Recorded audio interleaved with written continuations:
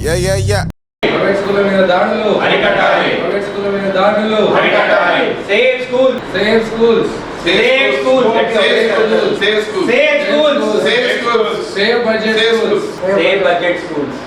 We want justice. We want justice. We want justice.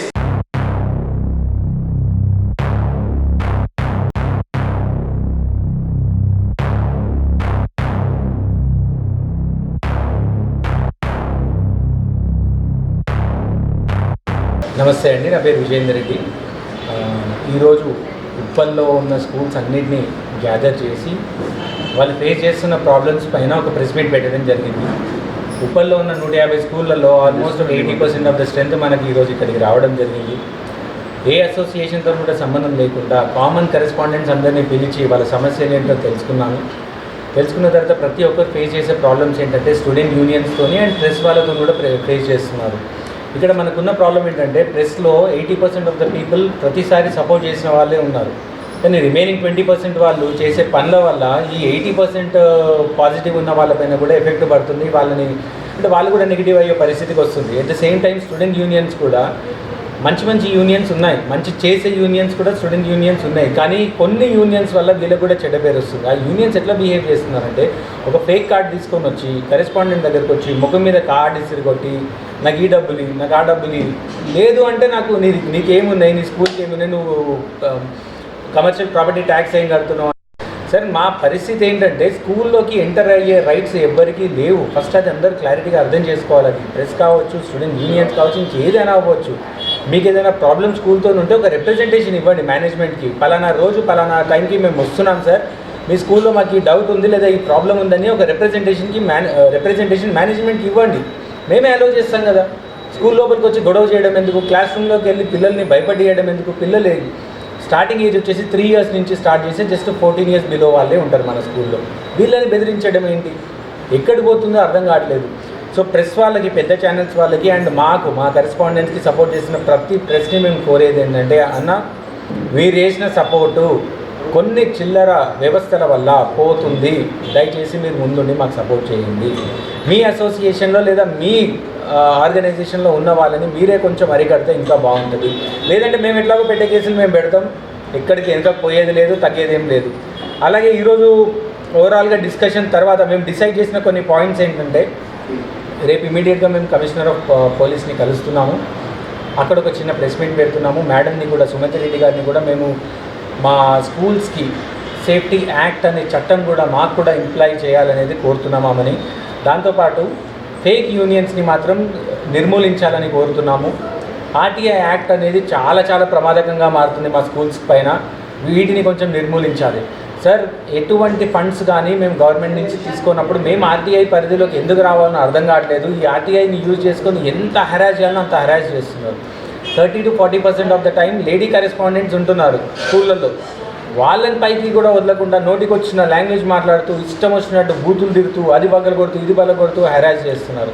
వీటన్నిటికీ cut అవ్వాలి అంటే, వీళ్ళందరూ భయపడాలి అంటే ఫస్ట్ ఒక రెవల్యూషన్ అనేది స్టార్ట్ అవ్వాలి. ఈ స్టేట్ మొత్తంలో రెవల్యూషన్ మా ఉప్పల్ నుంచి స్టార్ట్ చేయడానికి ఇంతమంది ముందుకు వచ్చారు ఈరోజు.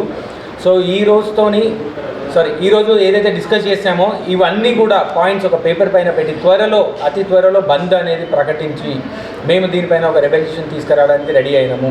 సో ఆ బంద్ అనేది మా పెద్దలతో సంప్రదించి ఒక డేట్ అనేది ఇచ్చి మళ్ళీ మీ ప్రెస్ ద్వారానే ఒక సపోర్ట్ అనేది కోరుకుంటాము. Thank you so much for supporting us. ఎన్ని స్కూల్ పాల్గొన్నారు సార్? ఈరోజు దాదాపు ఒక 75 స్కూల్స్ వచ్చాయి సార్. అంటే 75 స్కూల్ ఓనర్స్ ఇక్కడ ప్రజెంట్ అయ్యారు. చిన్న స్కూల్స్, పెద్ద స్కూల్స్ అని తేడా లేకుండా ప్రతి ఒక్కరు వచ్చారు.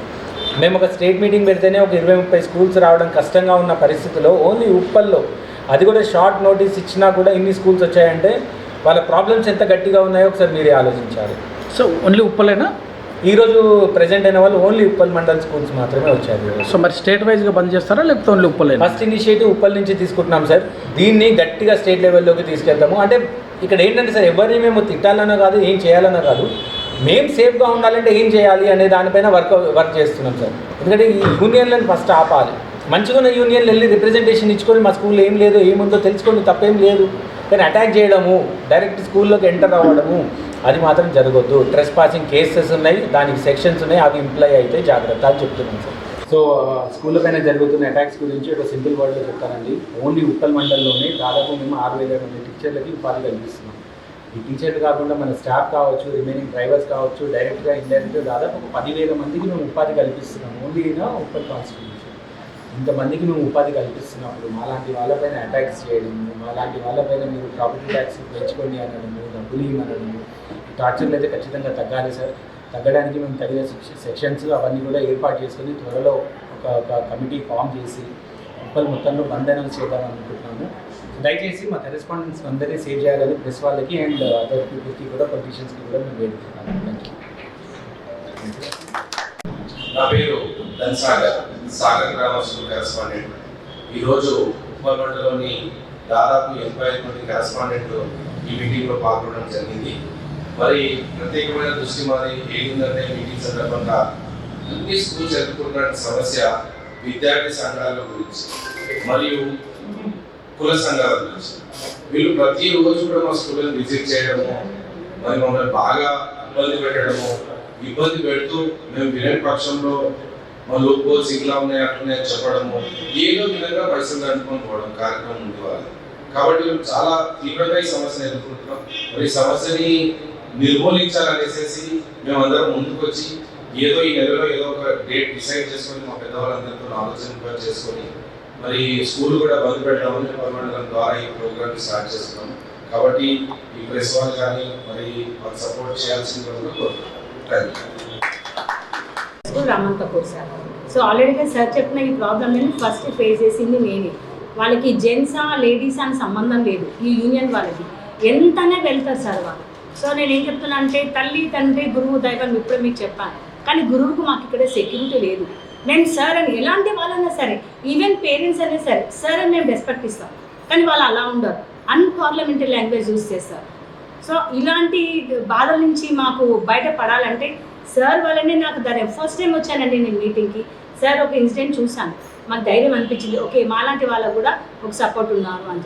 ఆ ఉద్దేశంతో నేను కూడా ఇక్కడికి వెళ్తున్నాను సార్. ఫస్ట్ మాకు కావాల్సింది మీడియా నుంచి సపోర్ట్ రావాలి. ఈ యూనియన్ మీరు సార్ అన్నట్టు ఫేక్ యూనియన్స్ చాలా ఉన్నారు సార్. ఐడెంటిటీ కార్డు ఉండదు, ఒక ఫైల్ తీసుకొచ్చుకుంటారు, మేము ఈ సంఘం నుంచి వచ్చాం, మేము ఇది సేవ చేస్తున్నాం, మాకు ఒక సేవా సంస్థ ఉంది, ఓ 30 కిలోలు ఇవ్వండి అంటే సేవ చేసే వాళ్ళు మీ దగ్గర స్టామినా ఉంటేనే మీరు వేరే వాళ్ళకి సేవ చేయాలి. అట్లా మనం మేము ఇచ్చిన మా పేరు ఏమీ ఉండదు, లేకపోతే ఒక 10,000 ఇవ్వండి. ఇంకొక మీడియా వస్తారు, వాళ్ళు ఏమంటారు, మేడం మాకు ఏమంటారు పబ్లిసిటీ కోసం ఒక 10,000 రూపాయలు పోస్టల్ ఇవ్వండి. ఆ పోస్టులు ఇచ్చేదానికైతే మేము అంత పెద్ద స్కూల్ కాదు సార్, చిన్న స్కూల్స్ అంత లేవు మా దగ్గర, పేరెంట్స్ మాకు అంత ఇవ్వరు కూడా. సో ఇలా ఒకవేళ ఇవ్వము అన్నారు అనుకోండి, స్టార్టింగ్గా మా మీద తిరుగుబాటు స్టార్ట్ చేస్తారు, రావడము, తిట్టడము, చేయడము, పేరెంట్స్కి వేరే విధంగా దాన్ని పోస్టర్ చేయడం, ఇలా జరుగుతుంది సార్. వీటన్నిటి నుంచి మీ స్కూల్ ఎప్పటి నుంచి రన్నింగ్ నడుస్తుంది మేడం? నాది 1969 చూపిస్తాను నా పర్మిషన్. నేను 2020లో స్కూల్ తీసుకున్నాను. అది కూడా ఆ స్కూల్ కూడా చాలా కరోనా టైంలోనే చాలా అసలు ఆ 3 years నా స్కూల్ నడవాలి, ఈ మధ్య నడుస్తుంది. నడిచిన దగ్గర నుంచి వీరి యూనియన్ స్టార్ట్. నేను పిఎస్ వరకు వెళ్ళాను సార్, పిఎస్ కమిషనర్ సార్ దగ్గర కూడా వెళ్ళాను. వెళ్ళి నా బాధ విని సార్ నాకు అప్పుడు 2-3 సార్ సపోర్ట్ చేశారు మా యూనియన్లోనే. కాబట్టి బయటపడ్డా. అప్పటి నుంచి ఇప్పటి వరకు ఎవరు రాలేదు. మళ్ళా June 18th ఇండిపెండెంట్ మీడియా అని వచ్చారు సార్, వాళ్ళు కూడా సేమ్ 25,000 బస్తా ఇవ్వండి, లేదా 10-15,000 ఇవ్వండి. 2 వచ్చారు లేడీస్ సార్. మేము ఎందుకు వస్తున్నాం, చదువు చెప్పడానికి, మేము బెగ్గింగ్ చేయడం లేదు. గవర్నమెంట్ ఇప్పుడు BEd చేసిన వాళ్ళకు ఉంది, గవర్నమెంట్ వాళ్ళకి మంచిగా శాలరీస్ ఇస్తుంది, మాకు ఇదే జీవనాధారం, దీని నుంచి మేము మిగలబెట్టుకుంటున్నాం సార్. అది అప్పులు చేసుకొని కూడా టీచర్లకి శాలరీస్ ఇస్తూ ఉంటాం, ఇంకా వీళ్ళకి ఎక్కడి నుంచి ఇచ్చేది సార్? Okay, thank you.